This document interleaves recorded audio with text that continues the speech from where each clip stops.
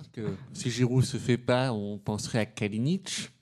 Très bien. Ouais. C'est pas le joueur qui a été viré de la sélection croate pendant la Coupe du Monde pour un comportement un peu spécial et qui a refusé sa médaille de finaliste de la Coupe du Monde? Je crois. Oui, c'est lui, je me suis renseigné. Voilà, il était sorti de ces 2 saisons à la Fio où il avait quand même planté 12 buts sur la première saison et 15 la saison suivante. Donc il a été plutôt pas mal. Et notamment, c'est ce qui lui avait permis aussi de jouer aussi un petit rôle pendant l'Euro 2016. Parce que si je dis pas de bêtises, je crois qu'il marque contre l'Espagne au match Atlantique. Oui, c'était un doublé de Perisic.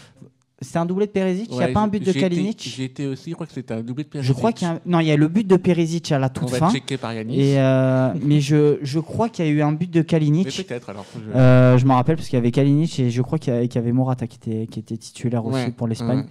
Quel grand moment. En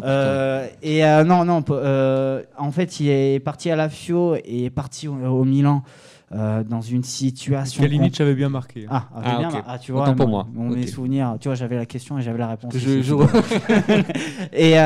Mais après voilà, il est parti à Milan et la situation, le contexte était loin d'être évident.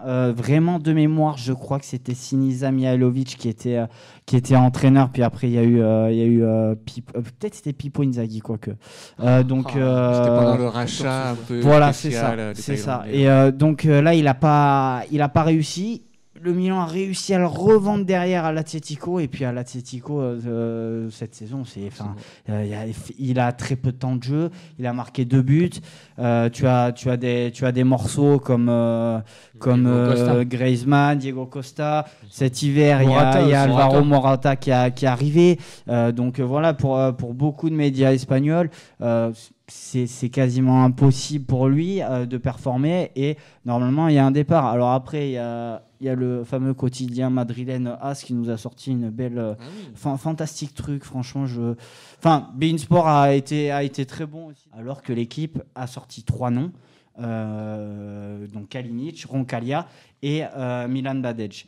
Donc voilà.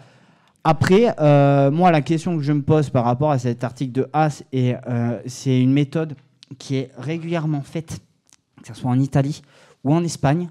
Tu as souvent des articles qui sortent dans la Gazzetta et d'autres médias où on te dit, voilà, il y a tel club qui est intéressé sur tel joueur, etc. En général, bizarrement, c'est des joueurs qui sont en manque de temps de jeu, qui ont besoin d'énormément jouer.